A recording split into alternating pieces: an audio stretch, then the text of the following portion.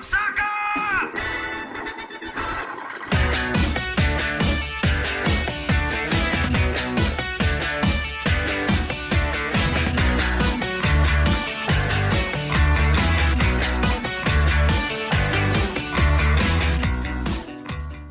Good afternoon, everyone. Welcome to the podcast. I'm joined by Ian and Bruce.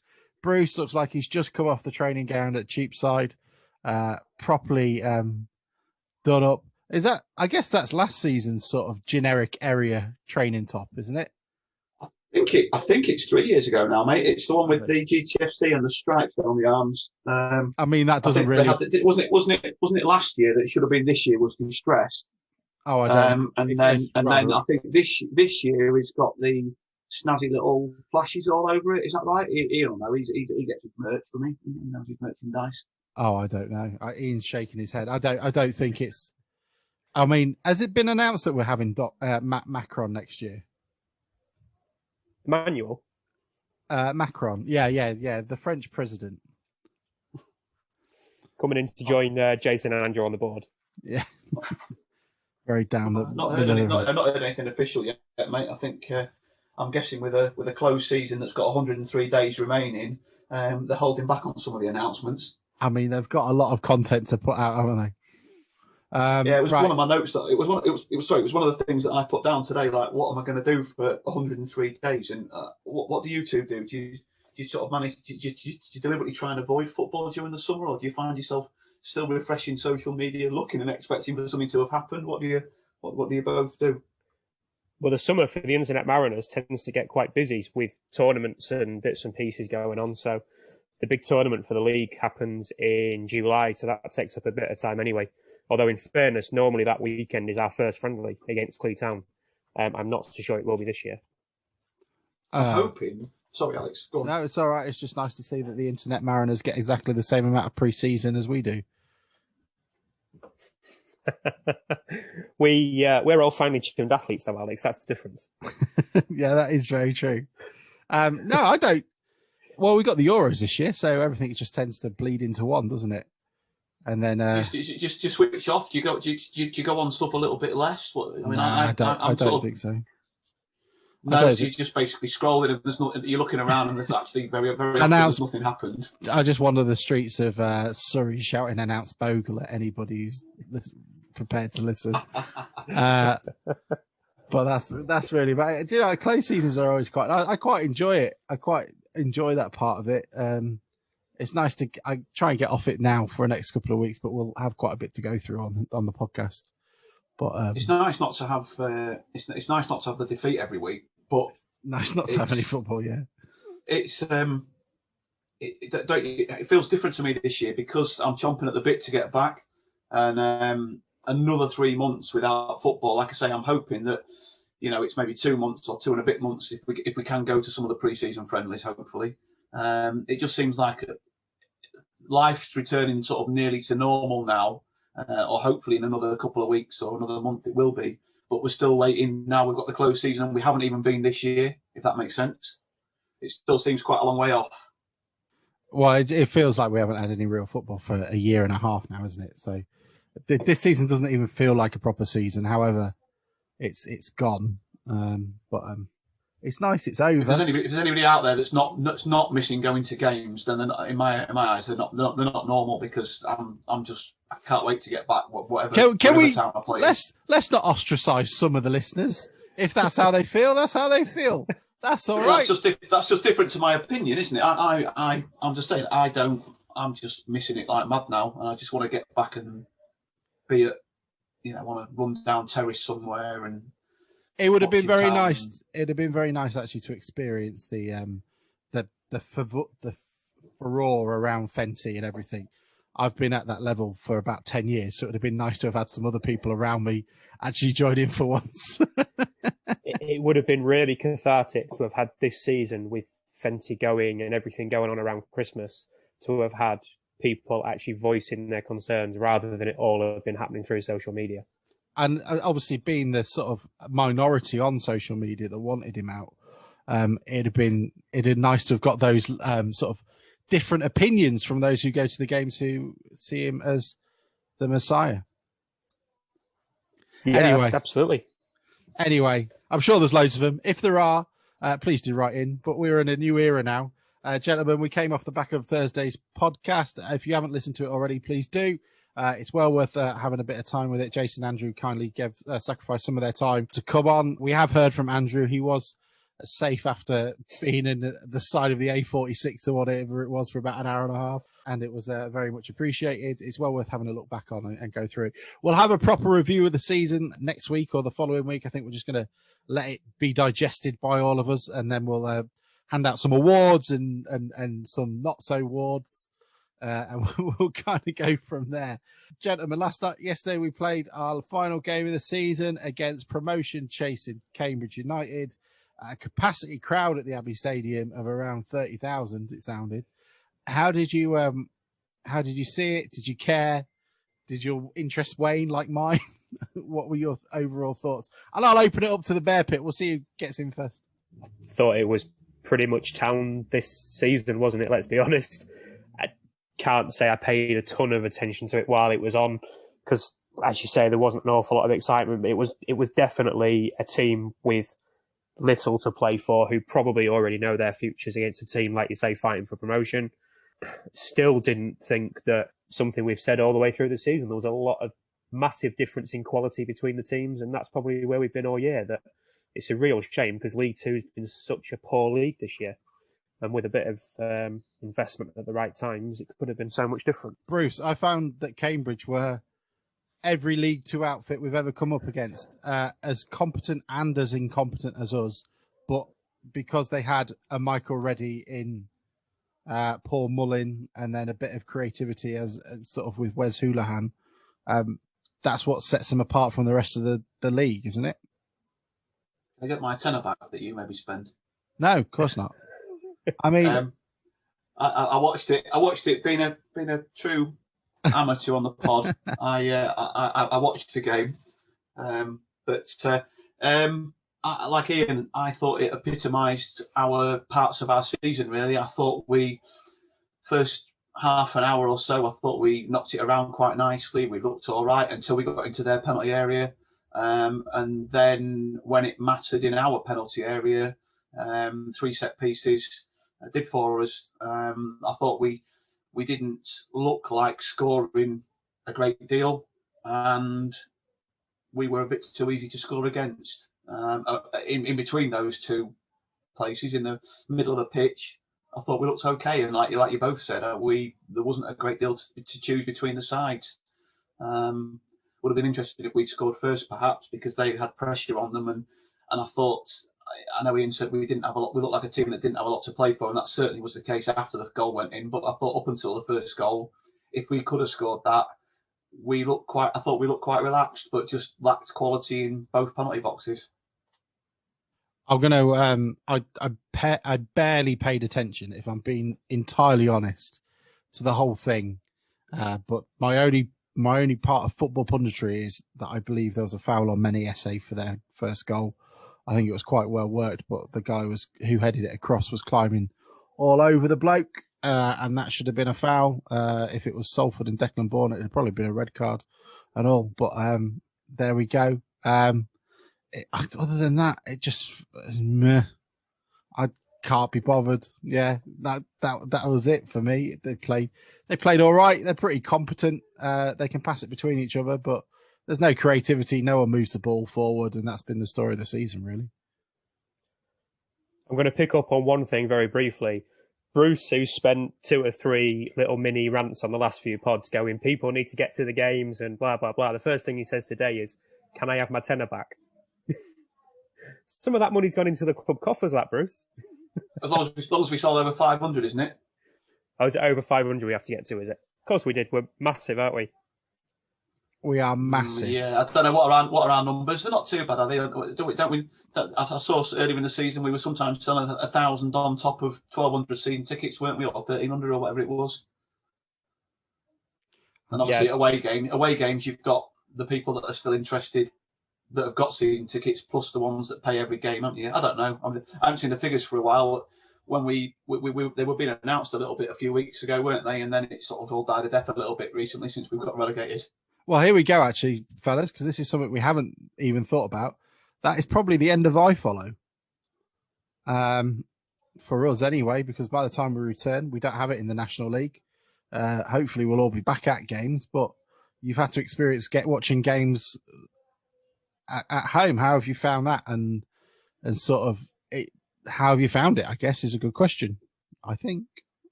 I hope it's a really weird experience. I think when you are used to going and watching with probably the same group of friends all the time, forgetting even the bits before the match, like the catch up and the drink and the travelling and bits and pieces like that. Even just the being able to kind of shout, I guess, in unison with people alongside you. And I guess in many ways, it's some of the investment in the game has been lost from me at times. I've seen Town concede and I've just gone, oh, okay. Whereas if I'd been at the game, I'd have probably been jumping up and down and shouting and bits and pieces. And then the same in reverse. I've seen Town score and yeah, there's a great feeling Town have scored, but it's maybe not been quite the same as jumping around with your arms on, again, people next to you. And hopefully we can get back to that. I've seen there's been a couple of announcements today about things around contact with others, shall we say, is expected to go back to normal in June. So hopefully by the time the season kicks off again, things will be comparatively normal, people back in stands again. Do you feel more informed because you're able to watch more games? I mean, unless you're a true diehard, you don't get an opportunity to go to every game, but you also get a better camera angle, I'd say, than probably sat at the Lower Smith. Do you feel more informed about the team, or do you feel less informed? I actually think in some ways I recognise some of the players less than I would if I was seeing them from, well, I tend to sit in the main stands, actually towards the back. So I felt personally attacked when Jason and Andrew were talking about that the other day, about it being poor for fans coming in. But no, I think that I would recognise some of those players less as a result of having seen them on TV than I would. I mean, that's not the end of the world. Properly. I mean, you're using up that'd be a wasted task if you're trying to remember the faces of some of them. Bruce, how have you? You won't need most of them next year either. No, absolutely. How did you feel, Bruce, watching it through iFollow? Did you? I mean, it's how I view a lot of the games. Really, it was just shit, wasn't it? Really. Let's be honest, it's not, and it wasn't the same as when you've watched Town when they've been live on TV before, where you've even got the crowd noise. I mean, it was just, I just didn't enjoy it. It wasn't that pleasant. But the sad thing is that you looked forward to every Saturday, hoping that we would do something, and we won what? I don't know, how many games did we win this season? 6, 7, or 8? I'm not sure really, but every week you hoped it would be all right. But like Ian said, with the lack of noise and everything, it was just a bit. We conceded again, or we scored. It just wasn't enjoyable. I mean, I'm sure it would be slightly different experience if A, Town had done better, and B, we'd had fans in, so there was actually some crowd noise. Like John Tonda said yesterday, all right, it was a bit the bending of the rules a little bit, but it was actually quite nice to hear some clapping and stuff when goals did go in. Yeah, I can't begrudge Cambridge that. I think it was absolutely fine, like as long as they're all safe, I guess. Yeah, I guess I'd have probably been annoyed. Imagine if for a second we'd have won the league, or like Cheltenham fans. I don't like them, don't rate them. They're like 12 of them turned up at Wembley, even though it was 3 minutes down the road. But they've just won the league and they haven't been able to experience it. They haven't been able to go to the ground, and I wouldn't like that. I don't think. Yeah, Bruce.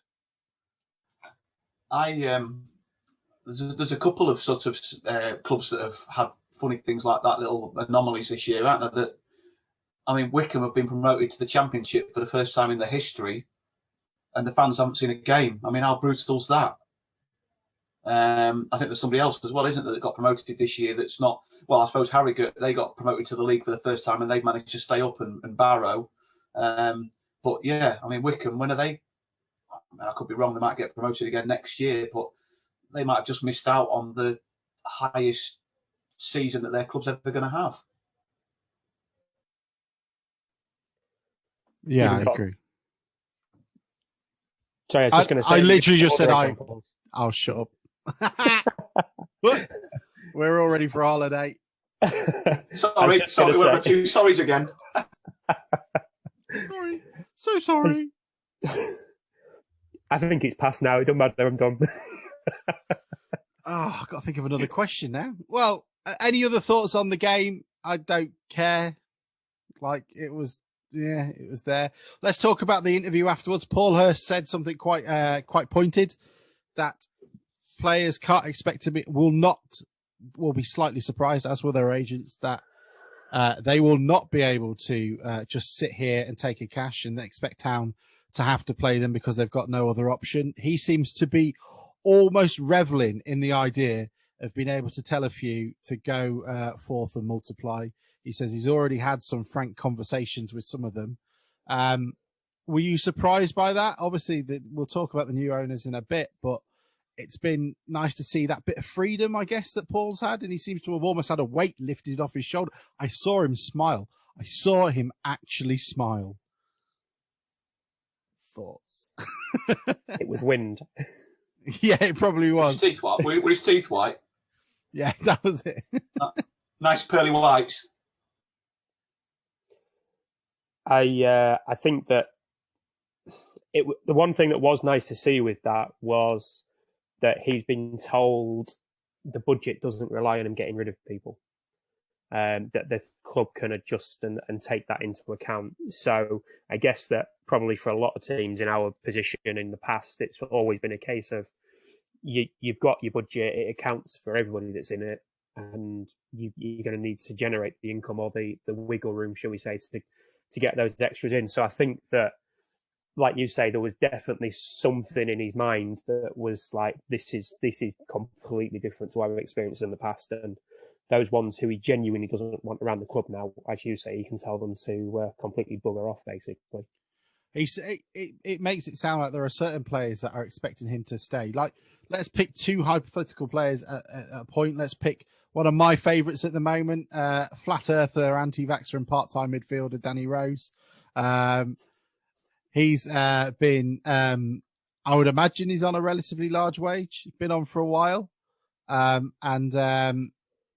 I would expect someone like that, and perhaps say hypothetically he was expecting to stay. Do you think we're going to see a different reaction from those players who would have expected to have to hang on? And like we've had with many other players, we've still dealing with jolly players this year with Matt Green and Hansen as well, that potentially Holloway or Hurst didn't want. I thought it was interesting yesterday when the club retweeted Danny Rose. I thought that was an interesting move because they must have been able to judge the kind of reaction that he would get. Danny, if you're listening to this, the club didn't retweet it. Bill Gates saw it and did it. After your vaccine. Yeah, absolutely. He saw what happens now is every time you tweet something, that little tracker in your arm, Danny, the club will retweet it, and that's what it is. It just sends a quick message to Microsoft HQ. Bruce, the problem is if I was going to say, if he stays next year and we have one game where there's a freak storm like that one we had on the Tuesday night a few years ago, he's going to be all over Twitter again, isn't he? All over Twitter and Instagram and Snapchat and everything they say, look, being controlled again by the government this weather. Either that or he'll be building an ark on the pitch. Yeah. I'll tell you what we do need to do is, if he's still here next season, which let's face it, he ain't here next season. I think we should all bring inflatable aliens. There's none of this discussion about inflatable sausages and inflatable fish. Everyone should get one of those aliens that everyone used to be able to get from the quid shop. And we should take them and just throw them at him every time he had a corner or something like that. Jack is here. Tom's brother is here. I would love to see if the positivity is rife in the Sargent household or if it was just thrown into one person's genes. Jack, how are you? Thank you for joining us in the podcast. I'm good, thanks. Thanks for having me. How are you? How did you feel with your season? How did you feel with the season? What were your overall thoughts for it? Just full of disappointment, really. Can't really extend beyond that. When hers came in, I thought we actually played some decent stuff, but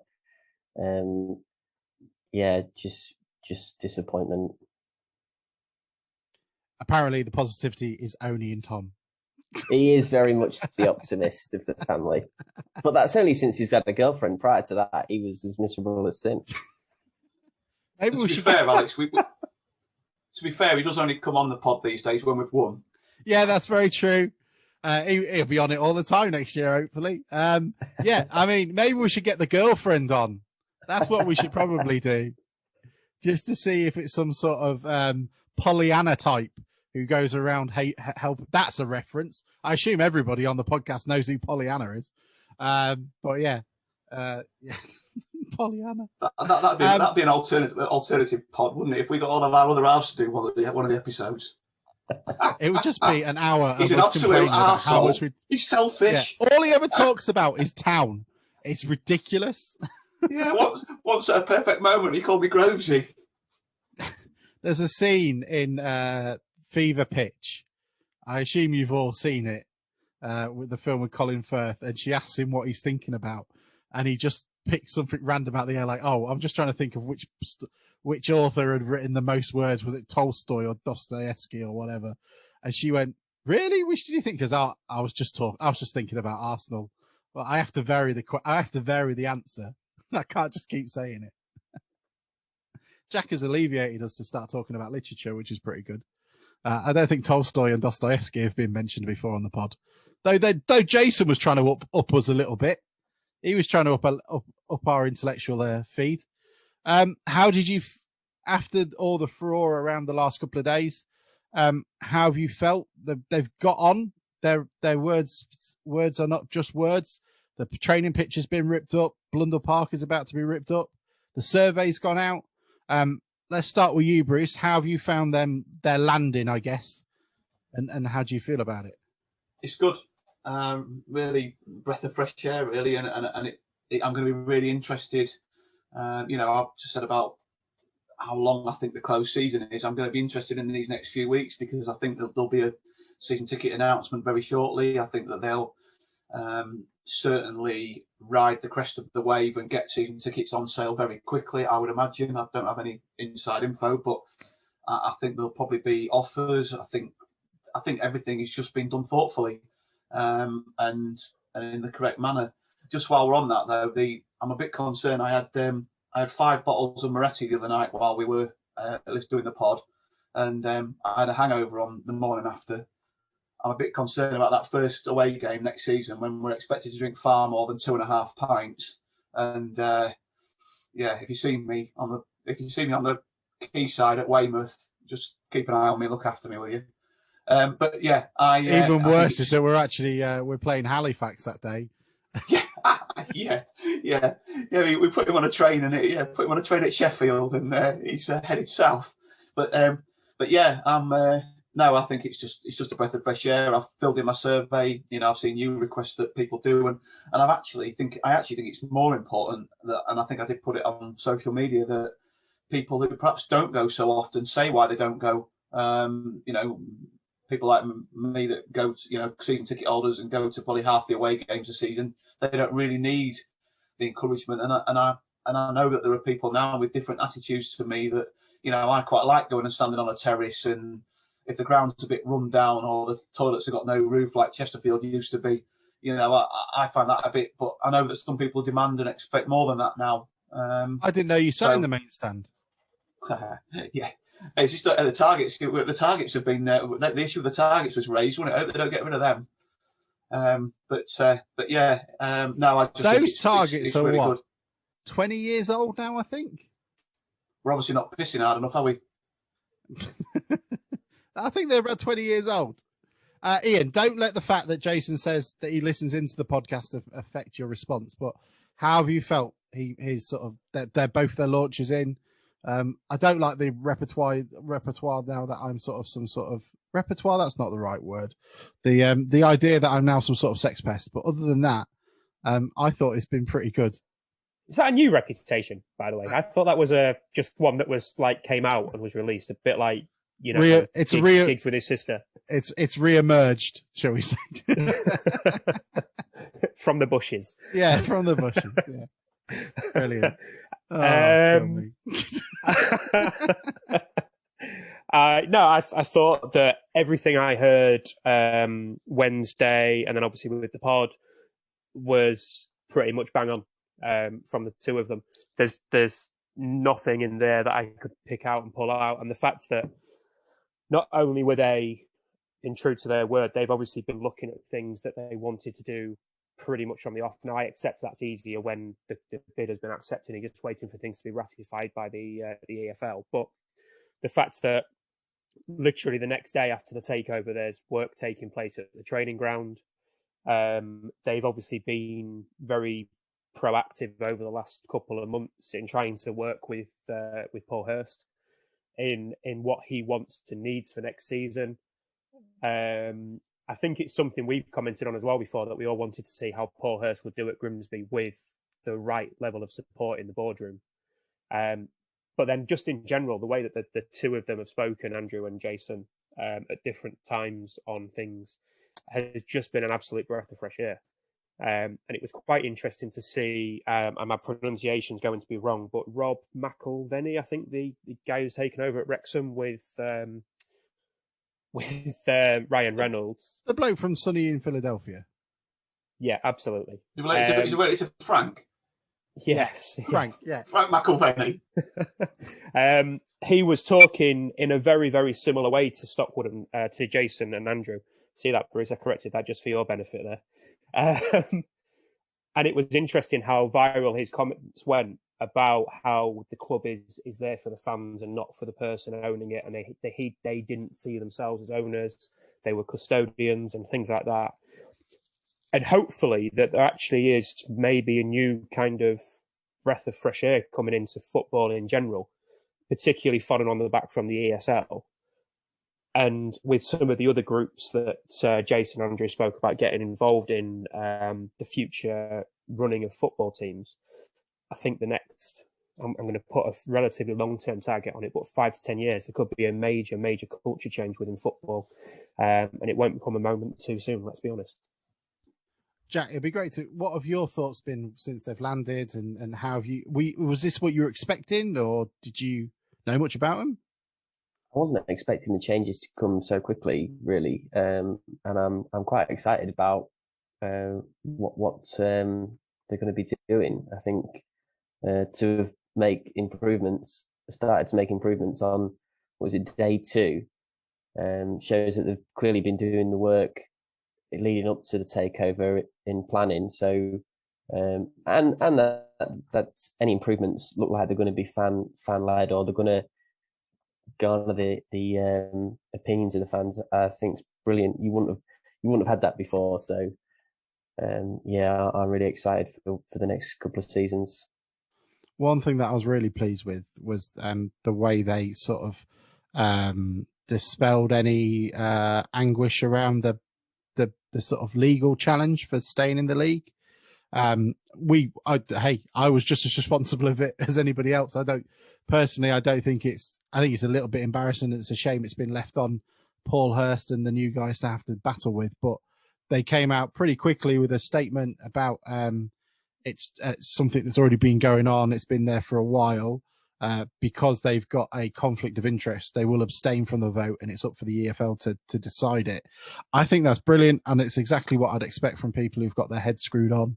And that, especially after all the noise, because you can say the stuff of, oh, the football is that.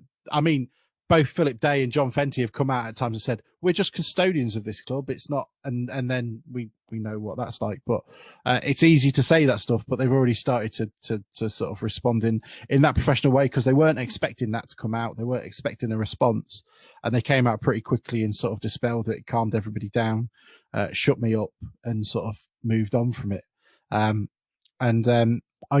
It's just been nice. It's been lovely, and I'm worried about our content, but that's it. Because what else? If everything's going well and with like 3rd in the league, well, we go, oh, he was offside. We've got to talk about that for like 40 minutes at one point. I don't know.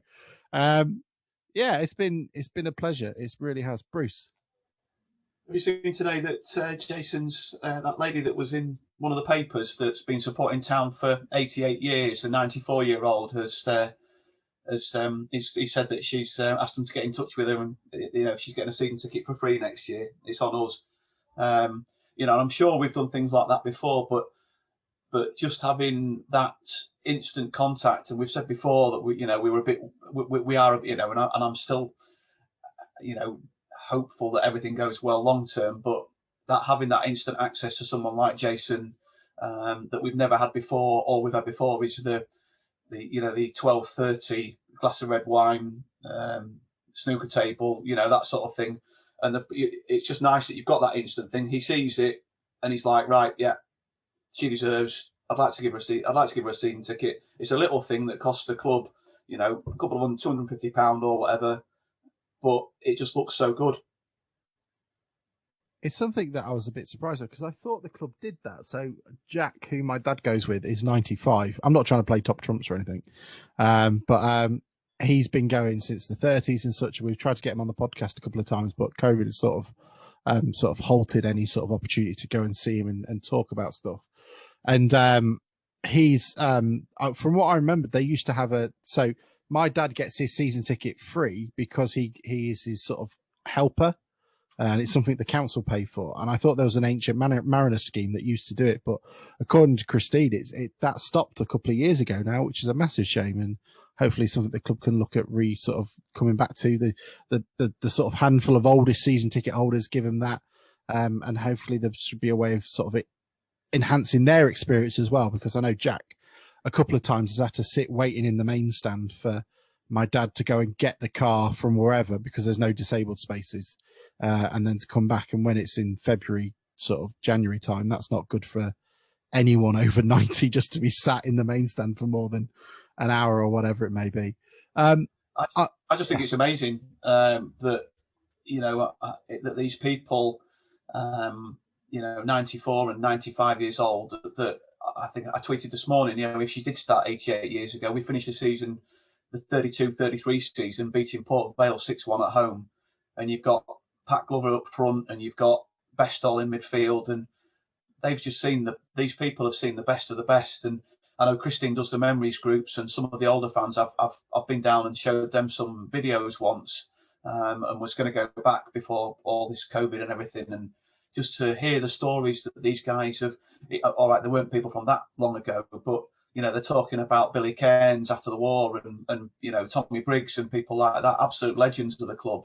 And we just need to, like you say, your idea of getting your dad's friend on the pod, or to get in recording, just to hear their stories before they're lost, because once they've gone, we can't get those stories again.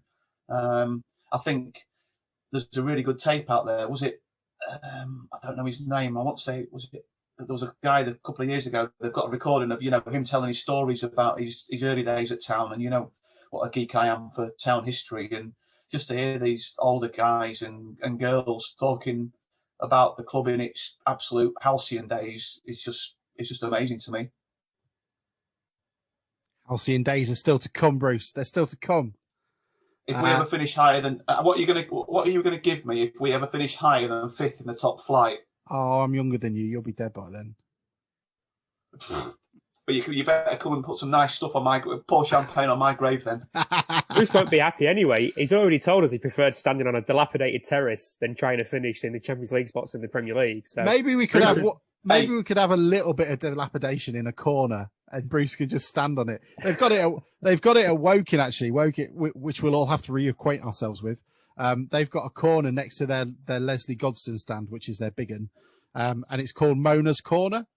And that's where they'll all sit in one end. They'll all stand at the terrace at the other end for the first half, and then they'll all go stand in Mona's Corner for the second. I quite like that. I'd like that. I feel happy in that place.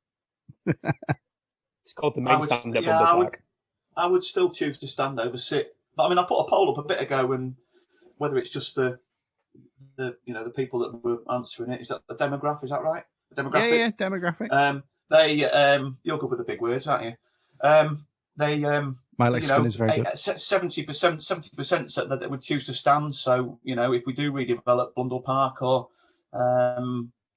we get a new ground, then hopefully it'll come after the return of some sort of safe standing. Because even in my mid-40s, I would choose to stand still if I can, and as long as the view's good. The whole the sort of Blundell Park's atmosphere and its sort of social and sort of anthropological sort of style is something that I could talk about for hours. And one of the things I like about a terrace is that it's organic, and you, as long as you buy a ticket for that stand, you can kind of go anywhere you want. There's no problem. So if you're hanging out your ass, for want of a better phrase, you don't have to get in the middle of the mosh pit. You can go and stand to a side and watch from there. If you like to get into it, then you can do. If you see that there's a couple of guys having a laugh and sort of joking around, you can sort of move towards them. If there's people you don't like, you can get rid of them. And seating just totally takes away from that. And I think actually rail seating might not necessarily improve it, because it's quite restrictive in you're sat on that row. So you're still stood on one particular row. But hopefully the whole the idea of standing up and being able to, this is what we're doing, then it might sort of define what the pontoon is again. Because all the talk of mine of like moving to the Osmond, creating a singing section, that could be, if we ever got rail seating in the pontoon, it wouldn't be needed. I think as well that I think at the moment, I mean, I go in the, I've been in the upper, I've been in the lower since I left the pontoon probably 20 years ago now.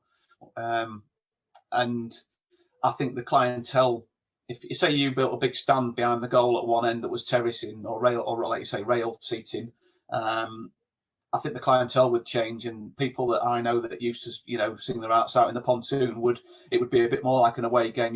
People would gather at that end that probably were like-minded, that wanted to stand up and sing. So it wouldn't matter. It wouldn't matter that I might have seat B2 and you might have seat F17. We'd probably be amongst like-minded people anyway. Yeah, I agree. Yeah, has anybody got anything else to add on that before we move on? Good, nice. I don't know what I'm moving on to. I haven't thought of a question. Is there anything you're hoping for in the next couple of weeks in the lead up? I imagine it's going to go quite quiet, isn't it? I think players are going to get off and we're going to get a retained list. Is there any surprises you think we're going to see on that retained list? I think that's the question, because I think we all have our own list of who we want to see stay and go. Do you think there's going to be any surprises? I can't imagine many surprises. I know there was a bit of debate about Coke yesterday, but I fully expect that he will be in and around the squad next year, even if he's not our kind of main pivot within midfield. I certainly think he's going to be in and around the team, even just for what he's brought in the last few months to us. Other than that, I suspect that the retained list is going to be pretty standard, because of those out of contract. I can't think that any have done tons to impress Hurst. It'll just be then what happens with those that are under contract and been told they can leave, such as Moraes and Rose, and I think Scannell's got more time on his deal, George Williams. So it'll be then a bit of time as to who comes in for those, if anybody does, or if they just get told to, there's a check, see you later, thanks very much.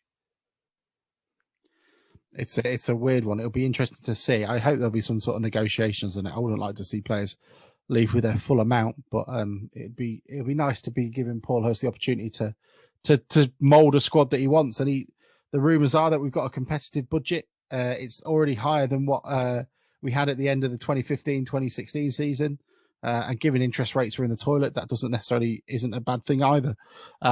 So are we worried about the expectations of fans? Jack, how are you feeling about it? Are you expecting much change?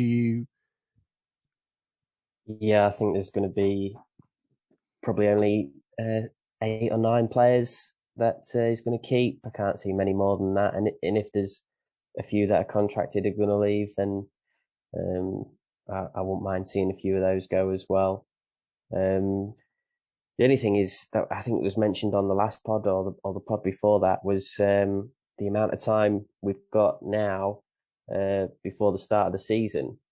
And I think he said it's great that we've got so much time and the players can have a rest, but it depends who we sign. If we sign Football League players, then yeah, they're going to have plenty of rest between now and the start of the next season. But if we sign a few players from non-league, they're not going to have the same amount of time. The only good thing is it's going to allow us to redevelop the training ground and improve the backroom staff, which I think is going to be crucial.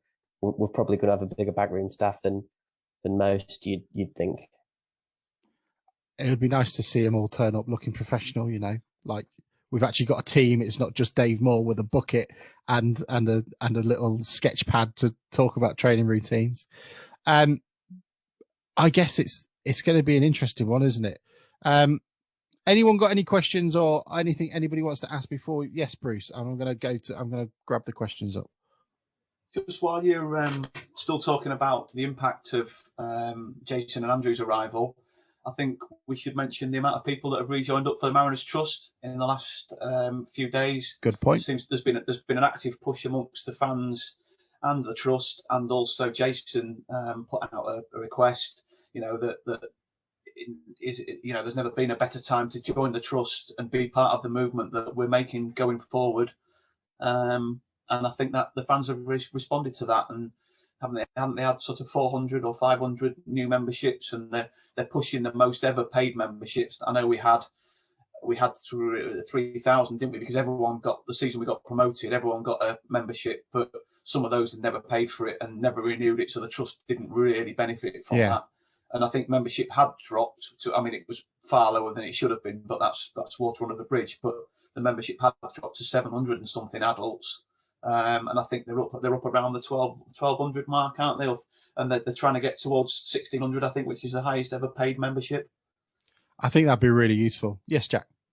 Yeah, I just wanted to add to that and to say that I am one of those who's rejoined the trust recently. I'd let my membership, I didn't renew it before because I didn't really think I got anything for my membership, and I didn't think my voice was heard, or the trust's voice was heard under the previous ownership of the club. But now I feel really optimistic that the trust's views will be taken on board by the new owners, and I forgot to mention it in my survey that I did, but it would be interesting if the trust could work something with the club to get automatic membership to the trust for season ticket holders. I think that'd be really interesting if they could do something like that, because then the membership would be big instantly, and those are the people who are committed to the club, or the most committed to the club. So I think that would be something really interesting to explore.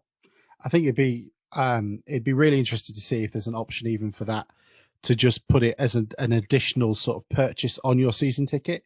So you can just literally tick a box. I assume Jason has seen the online club shop and has cried. And there's a guy who ran match.com and Scanner and lastminute.com has gone, we probably need to improve that and probably put some security on it, because you don't have that at the moment. I assume there might be options I'd like to see an option to say, add it to cart when you're buying a season ticket, and it just gets added to it as a process. And it'd be nice to see if we can use the opportunity at the moment, because one of the problems the trust had is there will make well-meaning volunteers that did things, but no one went to them, and there'd be sad footage of fans forum when there was 5 or 6 people there, and Paul Hurst and Doig were there. Hopefully they can re-engage with the use of Zoom and whatever that we've been doing recently, and be able to use that to their advantage, because there's a lot of exiles that, like myself, that are keen to get involved but haven't got the petrol allowance to do it as often as we'd like. Yes, Bruce. I'd like to. I don't know if it's viable or what everyone thinks about it, but I'd love to see the lower bar open a bit like as a social club, if they can. Where it's open during the week when we're not playing. I don't know whether that would be attended or not if they get the numbers up, and real sort of push on that community spirit. And there's a bit of footy on the telly, so let's go down the Trust Bar, because down Grimsby Road now there's nothing really pub wise. You can go in the Blundell. There's the there's the Working Men's Club, and there's the Cons Club, but pub wise there's not the choice that there used to be down there. And it would be great to be people to go and watch. All right, it wouldn't be town necessarily, but go in on a midweek and watch the footy, or watch the, even if it's just whatever. England games or something. Just to they could probably stock more different beers and stuff, because they were turning it over. Ian's on the edge of his seat. Yeah, right. Well, we'll bring him in then, shall we? Because that's my point. That's my point made. I'd love to see it used more. I'm going to be pretty negative with it, unfortunately, and I think the fact that you said there's I'm not having down that there now. I'm muting it. I think the fact you said there's not much down there in terms of different pubs is probably the answer as to how viable it is. The people in the club now are far better business minds than myself, but the fact that the Imp has tried to reopen 2 or 3 times and has never been successful since probably answers the fact that there's just not enough interest around there for people to want to go to a bar in the evening. I guess we don't want to, unfortunately. Yeah, I guess we don't want to get bogged down in it. But do you think the added sort of USP that it is a town bar, contributing some money to the club, to the trust, and these like-minded individuals that will understand when you call Eric Dyer a useless Danny Rose, they'll understand what you mean. Would that be a thing? I mean, it'd be great if you could put the big old scoreboard on a hinge and just be able to turn it so we can watch the England games on the big old screen. I assume if they're pulling up the Blundell Park turf, we can't get them sort of like having a load of some matting down and watch the game from that. But it'd be nice to do that. Well, hopefully, it's Ian may be right with the drinking thing, and I mean I've been to some of the trust events, and there's a lot of effort sometimes gone into things that aren't supported, or that they are supported but not in the numbers they could be. I mean, I went to a couple of quizzes there which were really well supported, and were excellent. That had been put together. But then there have been other events that haven't been so well supported, and hopefully, hopefully, if the team's on the crest of a wave and the club feels like it's going places, that sort of thing might make people more inclined to go and attend events. Even if they can't open it up as a sort of social club more often. I'm maybe talking with that idea in a bit of a dream world. Just thinking that the club would be active during the week when there's not necessarily town games going on. Especially if you just did it, say, the first day of the month or something, when everyone's been paid and such, you could do that maybe. And then it doesn't sacrifice everybody else's time to do it. And then maybe on England games or whatever. I'd like to see wider availability of the youth and the other games as well. If they was able to sort of, could you imagine if you could stream the youth game or the reserves games in there or something like that? You'd be able to maybe garner a bit of interest from saddos like me who are really keen to watch everything. There's so much we can talk about, and we will do. So let's go on to the questions and thoughts. Mike McMahon said that these are a bloody pair of tie kickers, pair of them. I assume he's been sarcastic. I know he's been sarcastic, but I'll leave the doubt hanging in the air. Martin Brown said the similarities between the takeover, what they're saying, and how it began for Huddersfield Town under Danny Hall are very encouraging. That they see themselves as custodians, also encouraging, finally putting values as JS's number one priority, says it all, which is great. I found the survey really useful, and there's some pretty interesting questions in there. We sort of tweeted something out yesterday about what were the three values you were looking for as part of the community. I think community and passion were 2 big ones. I don't know. Did you think there was anything missing off the survey while I rattled on to the next one? I think I thought about the club being proud of itself and its history as well. You won't be surprised to hear, but I think that what once was a proud club in the top 2 or 3 leagues is a shadow of its former self now, and I just think that hopefully we can restore that pride that the club has in itself back. He's really keen, Jack. I'm sorry. What were you going to say?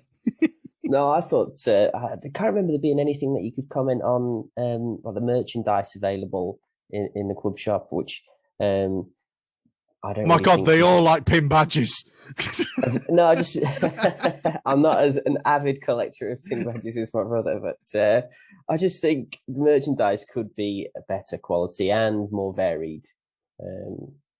And also one of the things I wanted to put on the survey was, I remember a few years ago on Match of the Day, they focused on a West Brom supporter who was blind, and he had a commentator sit next to him to describe the games to him, which I thought was an absolutely fantastic idea.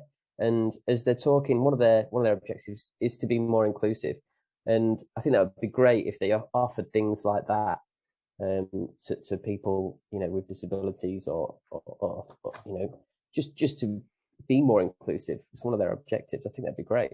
Yeah, I remember seeing something very similar with Sunderland, where they have a room for people who have autism. So the sound is deafened. It's a soundproof room, so they can watch the game, but they don't necessarily have to be around the the noise and the chaos of it, they can sort of be secluded and taken away. The lights are a little bit lower as well, so they can still enjoy the game, but in an area that they feel more comfortable with. And I guess there's so many that we probably don't even know about. It'd be nice to just give them a roof over their head at the moment as well. So the poor guys who are in wheelchairs they can see the game rather than just the steward's feet, and also not have the rain hammering down on them from the main stand. And if we get the blind commentators in, then we can have Declan Bourne in attendance more often. That's a joke, that. Chris Kelly said this season was always almost destined to end in failure because of the shoddy, amateurish preparations and recruitment that went into last summer. Holloway, Fenty, May, all key in the failure. Jason Andrew are what we need for a very long time. In every way, a breath of fresh air. To add to that, we as fans need to be patient and positive. There will be bumps in the road, but we have to got our club back with owners that appreciate and value us, and that the club means to the fans and to the town. It's what we've wanted for so long. Can't wait for next season already. James Howell says that talk about polar opposites. I mean, you can't disagree with that unless he wants us to talk about Shackleton and whoever reached the North Pole first. And then Darren Newman said, I've been enthused by the new owners, and I think a lot of us have. Listening to what they're saying and what Paul Hurst has said is exciting. It feels like we're turning a corner. I'm cautiously optimistic about next season, although I agree with Hurst in that we need some humility and we need to appreciate how difficult it is going to be coming back out of the league. I guess that's a really good point. I mean, one of my criticisms of Hurst is that I don't think he's a manager that is necessarily going to build a team that's going to get you 100 points, which is what you probably need to get out of the conference to assure it. And then you're just in the lottery of the playoffs, and you're kind of at the hands of the gods. And hopefully, I'd imagine I don't think it's too arrogant of me to say I expect us to reach the playoffs next season, considering I think you can get to about 13th and you reach the playoffs now in the conference. I think it's 7th, but a good chunk now, because I think 6 teams get into the playoffs as well. I don't know how your feelings for next season are. I know we started really slowly last time, which is why I'm not too bothered to see a massive clear out of players, because I'm looking for winning mentalities and different sort of objectives. How are you all feeling about it? Anybody want to go on that? Did we finish 13th first year in the conference under that half Woods, half Scott and Hurst season? Bruce will remember, I'm sure. 11th. 7th. Was it as high as that, was it? 11th. Oh, 11th. Sorry, I thought you said 7th then. Sorry, Jack. Yeah, we I had would a love really 11th slow right start. I think that this time round will be different, partly just because I don't expect the things going on in the background will be the same. I mean, let's not forget that the year we actually did go down, we'd essentially been relegated the year before as well. Not in terms of actually going down, but our league position without Luton's 30-point deduction, we were 6 or 7 points short of staying up that year. So we had a period of sustained, underinvestment or not doing things right to be able to stay out of non-league. And then I can't imagine that things massively changed in the background. There was probably a little bit of relief, if I'm being really cynical, in that, we can afford to drop our budget because we're going to play part-time teams. Whereas I think this time round, there won't be that level of arrogance. The fact that Paul Hurst as well has been there and done it. Some of the players. It's me who's coming going, we're going to hit the playoffs. I expect us to reach it. Hey, I'm building. I think the fact that some of the players have been there as well, they will be able to talk to anybody that's coming in and not played in the Conference National before and tell them what it's going to be about. And let's not forget something that I think we also struggled with at first is that Grimsby, and I think it's a little bit different now with some of the names, but it's a big name the further you go down the leagues. So for those teams who are considered to be lesser lights, it does become a bigger match to go and play at Blundell Park. We were joking the other week about how Liam Hearn reacted when he came to Blundell Park for the first time, and he said he was amazed by the stadium and it was huge and mega for him. It was one of the main reasons he'd signed and things like that.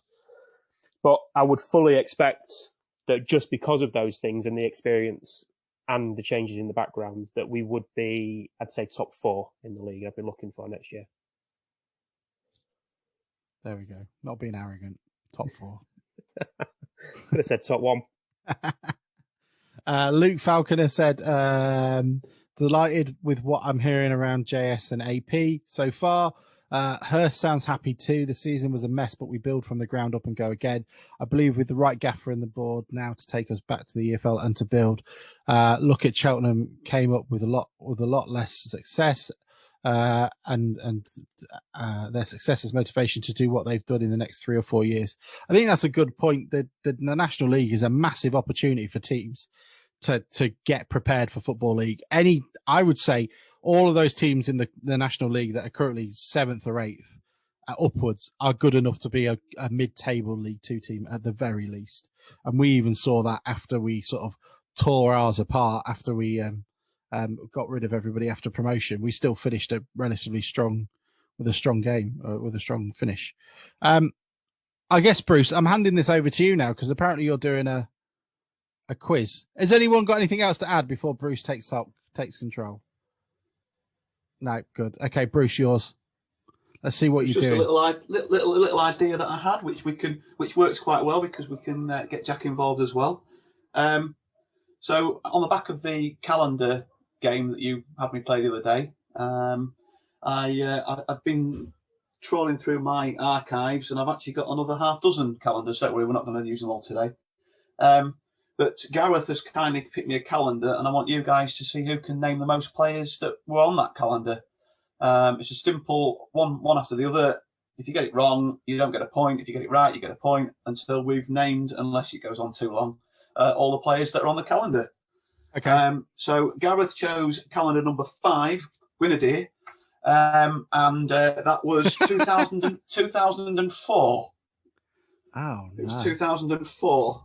So I have a list of the players and the months.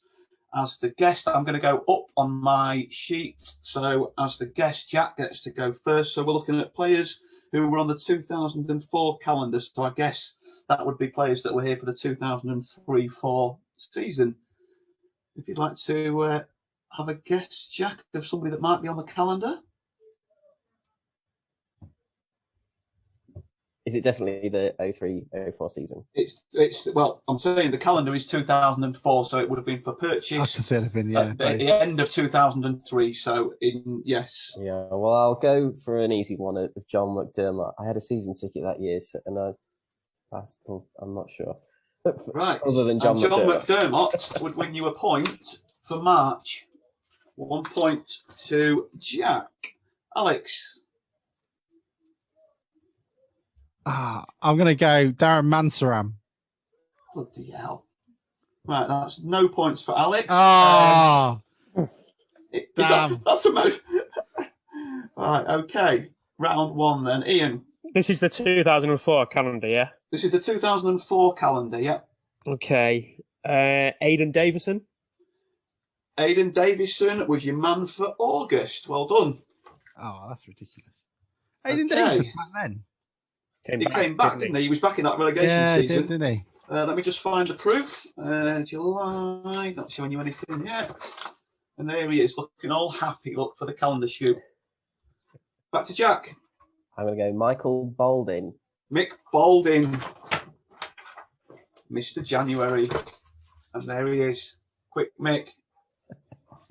Alex, see if you can do any better than Alan Powell. You thought it was coming. Alan Powell. Alan Powelton. He left halfway through that season, didn't he? Yeah, I'm not sure I've never been the same since. I'm not sure that he would have been there, but he was your man for May, and I think like last week's calendar, I think he would have been gone by the May. Do I get extra points for saying that that's not a proper shirt and that's a sticker on the board. Badge? They were the shittest shirts ever, weren't we? Yeah, but that's the worst. Whoever said we can make our own shirts probably went on to run the club for a very long time after that. That's the worst of the lot because that badge on that isn't sewn on. That's a sticker. It's horrendous. It's not even got the that fancy yellow gold logo thing. Fancy, but it wasn't even fancy, was it? Right. Anyway, sorry. Moving on. So Ian. Stuart Campbell. Stuart Campbell. Just after Quick Mick in February. It's a good shout. There he is. Really He likes was going to be my One next for guest. Ian, right? Okay, so that's Stuart Campbell gone. Okay, 1, 2, 3, 4, 5, 6, 7 players remaining. Stuart Campbell was going to be my next guest. So I'm going to go for, I'm not sure if he was still at the club, but Simon Ford. That's a cracking shout, Mr. April, my birthday month. I like Simon Ford. Simon Ford. He was a bit he had a bit about him, didn't he? He was a bit like a slightly lesser version of Peter Handyside, maybe, that sort of type of player. Right, Simon Ford is gone. Okay, Alex. I was trying to match it up. Hang on, 2 seconds, because I know I'm going to go. Trying to Google the 2003-4 squad. I'm not. I can't do it. I'm going to have to go with Phil Jevons because he'll be on it.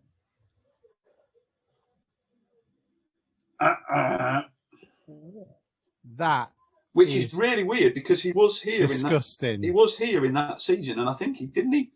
But the season before, if you remember, when we got relegated, he hadn't been playing. He only came into the team in January when Bolden and Poughton left. And he only came in because I think the rumour was if you played too many games, we owed Hull more money. I think you're getting years mixed up because he was obviously here in 2001.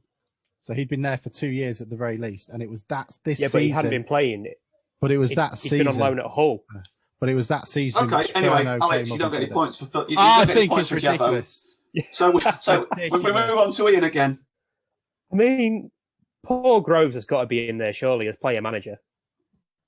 Paul Groves will get you a point. Like Jack, you are 2 points ahead of Alex and on maximum points. Paul Groves, just to confirm, this calendar's been signed. Every page has been signed as well. There we go. Look, Mr. June, Paul Groves. Right. Signed by who, Bruce? I presume you mean the players and not just you sitting at home. No, it's not my calendar. Somebody's given me this at some point. I'm the only person in town that collects Grimsby calendars, obviously. But yeah, somebody's given me it. Right, rattling on. Jack, back to you. I'm trying to think who our back four was there, and the only one who springs to mind, I think he's called Marcel Cass. Yeah. Oh, I tell you what, I think he's called. We'll get you another point. It's a picture of him pointing. Mr. October. I think. Didn't he get sent? I think he got sent off. Went to a Carling Cup game, big following at Doncaster. Oh no, it's not. We lost 3-2, I think. Marcel Cass was sent off, and there he is, Mr. October. So Jack takes the lead with 4. Alex, see if you can pick up your second point. I'm going to go with Graham Hockless. No. Ian? I don't know if he'll have made the calendar, but he was definitely in and around the team at this point in time.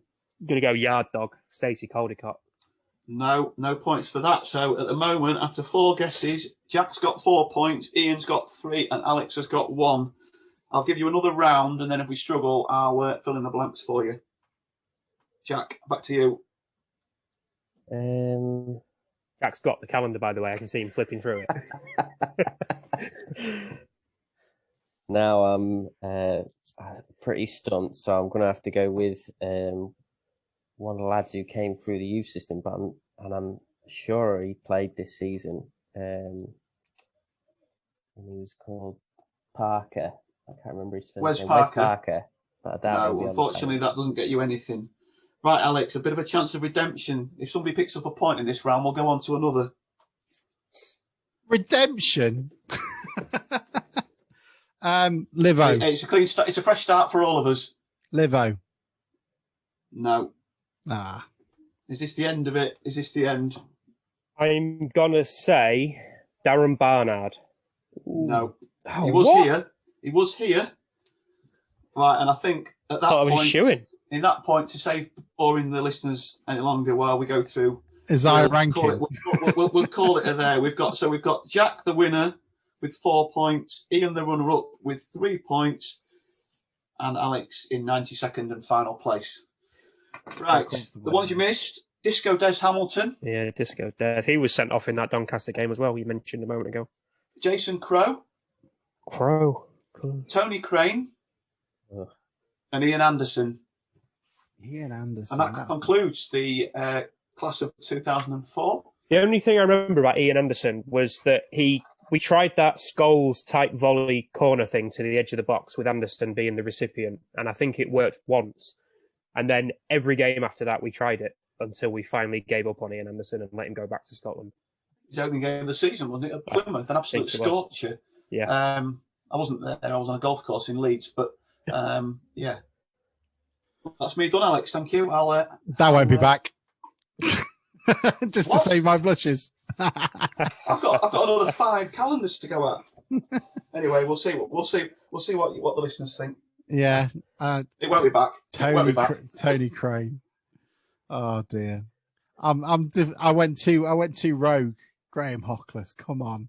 I was going to go for Digger Soames after that. Oh well, there we go. Game over. Yeah. Game over. Well, thank you everyone for joining us. We'll have a proper chat about the season, do an end of season review. We've even got some awards that we're going to give out as well.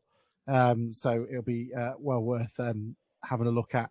Well, they're not real awards. We haven't paid for anything. We're not idiots. I'm not going to go and give Danny Rose a picture. Maybe we should give him a SIM card. A microchip. Yeah, a microchip. Yeah. It's the tinfoil hat of the year. Thank you all for joining us. We hope you enjoy the rest of your weekend, or whatever's left of it. And we'll speak to you soon. See you later. Bye.